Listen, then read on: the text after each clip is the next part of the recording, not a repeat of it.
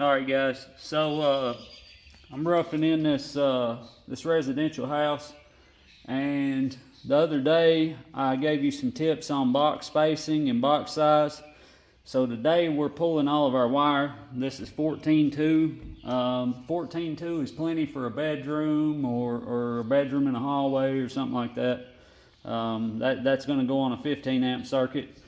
The tools that I'm using today are a set of Klein linemen's, a set of strippers, wire strippers, the Klein utility knife and screwdriver combo, and a Milwaukee permanent marker right here, and then this wire stapler. So this works just like a regular stapler.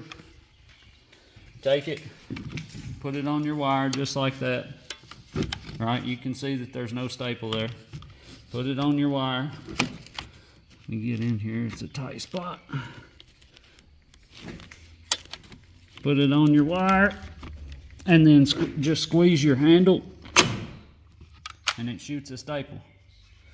So the way this works is just like a regular stapler. Right there at the back, you pull that part, you pull this part down, that part right there, you pull it down and out. So just like that. And then you can take that all the way out, lay that down there, and then here's what your staple cartridge looks like.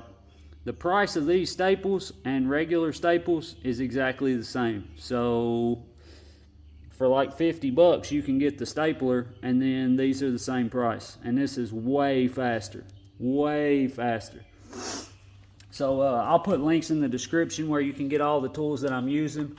Also, something interesting to note is this tool bag. This is a Klein trimming tool bag, and this big handle on the front goes to a hook, and that piece right there just stays on my side, and then all I have to do is pull this big handle right here, line that notch up in the back. Sorry, I'm trying to do this upside down. Line that notch up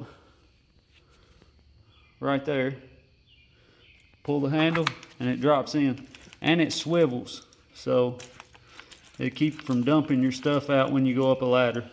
So again, I highly recommend using some kind of wire stapler instead of driving all the staples with a hammer. That's just old school, ridiculous, takes way too long, and you'll save a ton of time. Now, something else that I want to note is when you're pulling wire through these walls, you need to come through and drill a 3/4 hole center of your 2x4s if you're going to pull your wire in the wall. So I've went through and drilled 3/4 holes all the way around, but whenever I get here to this corner, there's a lot of framing here, and instead of drilling all that framing, I went up and over and around that light, and then I dropped back down to that outlet, and I continued. So and these little hollow corners, you'll have a lot of these in your house. I just drill it, and I go ahead and pull wire around it. You can see that wire back in there. I go ahead and pull wire around it. Now, I do not recommend putting any junction boxes in your ceiling. Do not put junction boxes in the ceiling. Make your run continuous from box to box. So right here I've got a 3-gang box, and this is going to have 3 light switches in it. So I'm also going to, this is a deep box. Remember the other video I told you to only get the deep boxes. The price difference is not worth failing inspection. So get all the deepest boxes you can for new work. Anyway, the home run is going to come into this box and then distribute. So I've written here on the wire REC for receptacles. Then I'll write on all the other wires that come in here where they go. So I'll show you what that looks like, what this box looks like when I get finished. But if you want to know how to wire a house, hit that subscribe button. I'm going to keep cranking out these videos, giving you advice and pointers, and I'll show you the whole project, start to finish. And leave us a comment. Let me know what you need to know, like how many circuits you need or whatever. I will answer any questions you need. There is no reason to call an electrician, and I am an electrician, but I would much rather make my money in the commercial industrial world, and you guys do your own work and save a ton of money.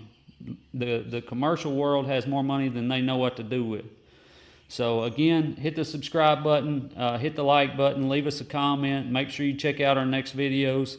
Look in the description for the links to the tools and the tool bag that I'm using. And y'all have a great day, and thanks for watching.